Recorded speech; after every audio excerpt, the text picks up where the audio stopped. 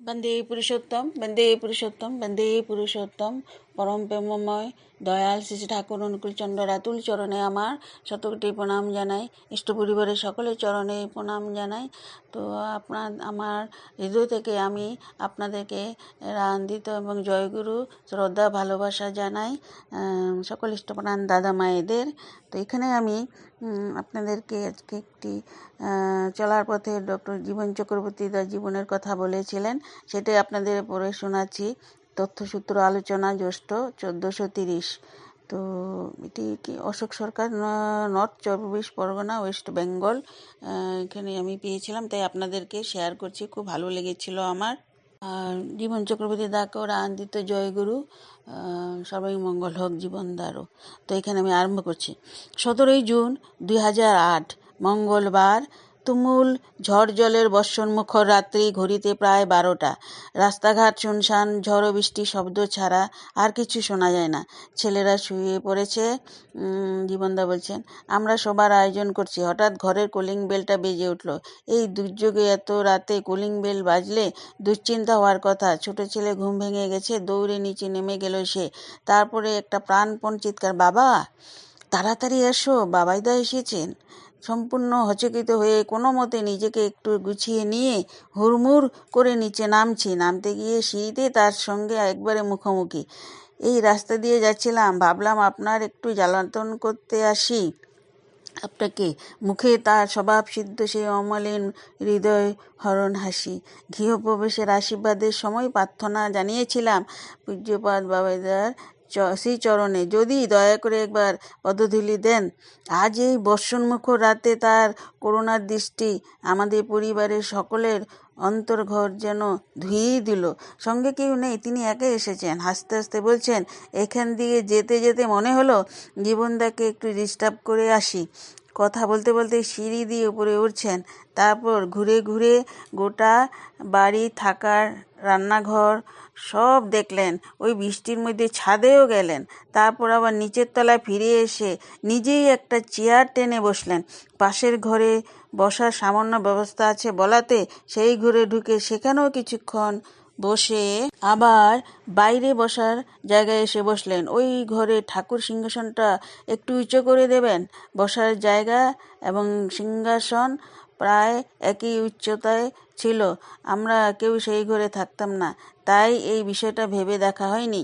তিনি চোখ ফিরিয়ে দেখতে লাগলেন অগোছালোভাবে থাকা ছড়িয়ে ছিটিয়ে টিভিটি, জমা দেওয়ার রসিদ, হোমিওপ্যাথিক দাতব্য চিকিৎসালয়ের ডক্টরদের নামের তালিকা, শ্রী বদ্দার নামকরণ করা স্বস্তি লাইব্রেরির বইয়ের আলমারি, দীক্ষা দিবসের বিজ্ঞপ্তি ইত্যাদি। আমরা সবাই তখন বিমূঢ় হয়ে বুঝতে পারছি না কি করব, কি বলবো। আমাদের অবস্থা অনুভব করে তিনি দয়া করে আমার স্ত্রীকে চা করতে বললেন। সে ছুটে গেল চা করতে। এমনই অপ্রস্তুত অবস্থায় যে ঘরে তাকে দেওয়ার উপযুক্ত কিছু নেই। এই সময় ভীষণ সংকোচের সাথে আমার স্ত্রী তাকে চায়ের সঙ্গে দুটো লেডো বিস্কুট দেবে কিনা ভাবছে। তিনি তার হাত থেকে সেইগুলো একেবারে ছিনিয়েই নিলেন। দুই ছেলে, স্ত্রী আর আমি অভিভূত হয়ে শুধু তাকিয়ে আছি। তিনি ছেলেদের পড়াশোনা নিয়ে কথা বলতে লাগলেন। কোথা দিয়ে সময় চলে যাচ্ছে বুঝতেই পারিনি। বেশ কিছুক্ষণ পরে নিজেই বললেন, রাত অনেক হলো, আর ডিস্টার্ব করে লাভ নেই, সকালে প্রার্থনা আছে, এখন চলি তাহলে। আমাদের কারো মুখে কথাই নেই। আস্তে আস্তে ঘরের বাইরে এসে দাঁড়ালেন তিনি। বৃষ্টি তখনও পড়ছে। তার এই অহৈতুক ভালোবাসায় আমাদের চোখেও বৃষ্টি ঝরছে। তিনি আলতা করে কাঁধের উপর হাত রেখে আস্তে আস্তে বললেন, আপনার ছেলে ছোটবেলার কথা মনে আছে? এই বলে তিনি নিজেই যেন আমার পড়তে শুরু করলেন। দেশভাগের উত্তাল যুগে কেমন ফেলে আসা জীবনের এক একটি পাতা উল্টে উল্টে করে পিতৃহীন একটি ছেলেকে নিজেদের বাড়ি ঘর ছেড়ে অজানা উদ্দেশ্যে বিধবা মায়ের হাত ধরে বেরিয়ে পড়তে হয়েছিল। প্রতিষ্ঠিত আত্মীয় স্বজন কারো কাছে ঠাঁই না পেয়ে রিফিউজি ক্যাম্পে আশ্রয় নিতে হয়েছিল। কেমনভাবে অভিভাবকহীন উচ্ছৃঙ্খল 10 বছর বয়সে চলন্ত ট্রেনের দুর্ঘটনায় আধখানা পা হারালো সে। নিষিদ্ধ রাজনীতিতে জড়িয়ে পড়ে স্কুল থেকে বিতাড়িত হয়ে তখন আত্মহননের ইচ্ছা তার বুদ্ধিকে গ্রাস করছে। তখনই ওই রিফিউজি ক্যাম্পে দেখা পেল শ্রী বদ্দার।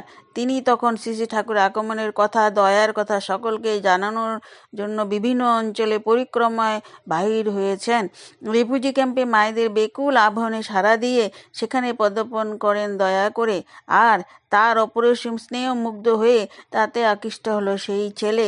তাকে নিজ হাতে ধরে ঠাকুরকে ভালোবাসতে, বিশ্বাস করতে শেখালেন তিনি। এই দাদা বলে চলেছেন, দাদুর কথা মতো চলতে চলতে হাজার হাজার মানুষের সঙ্গে আপনার পরিচয়।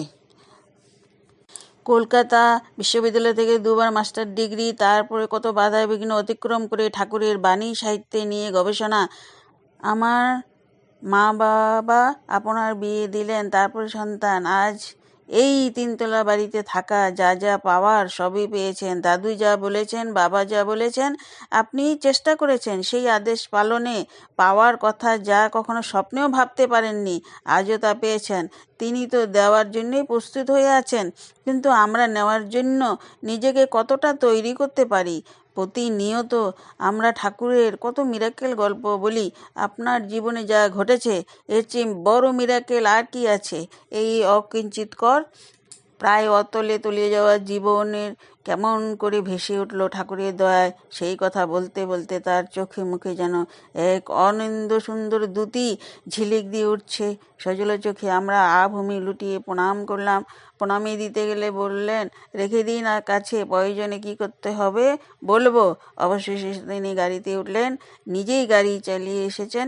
বললাম, আজ্ঞে যাবো সঙ্গে? হাসতে হাসতে বললেন, বাড়ির লোক রেগে যাবে। প্রায় সমস্বরে না না করতে করতেই তিনি গাড়ি ছেড়ে দিলেন। কীভাবে ঠাকুরের সাহচর্যে যে একজন নিমজ্জিত মানুষ উপরে উঠতে পারে, তারই একটি এখানে আমরা কাহিনী শুনতে পেয়েছি। সেই জন্য আপনাদের সাথে আমি শেয়ার করলাম। আমার খুব ভালো লাগছে। ধন্যবাদ জীবন দাদাকে, এত সুন্দর করে তিনিও এখানে উত্থাপিত করেছেন। তো রাখি এখানে। আপনাদের সর্বাঙ্গী মঙ্গল হোক। প্রভুর দয়ালের চরণে আমি এই নিবেদন করি।